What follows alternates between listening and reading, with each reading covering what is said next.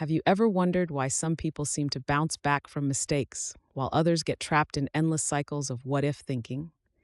Here's something fascinating.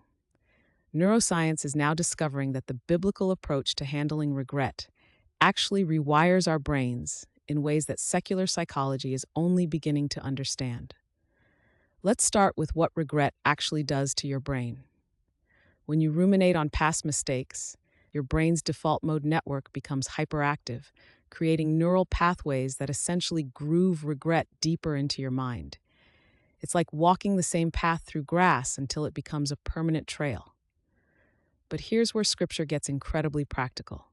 Look at how David handles regret in Psalm 51. After his massive failure with Bathsheba, he doesn't just say, "I'm sorry."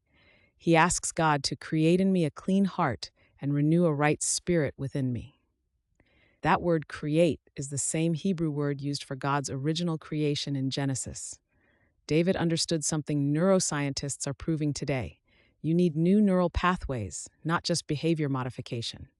When David asks for a renewed spirit, he's essentially requesting what we now call neuroplasticity. His brain needed to literally rewire itself to move beyond regret into restoration. And God's response? He doesn't just forgive David. He transforms him into Israel's greatest king and ancestor of Jesus. Paul gives us another insight in Philippians 3:13 when he talks about forgetting what lies behind and pressing forward. The Greek word for forgetting doesn't mean amnesia. It means choosing not to be controlled by past events. Paul understood that regret keeps your brain stuck in the past, but purposeful forward thinking creates new neural networks focused on hope and possibility. Here's what's remarkable. When you apply biblical principles of confession, forgiveness, and forward focus, your brain literally changes structure. The anterior cingulate cortex, which processes emotional pain, becomes less reactive. Meanwhile, areas responsible for planning and hope become more active.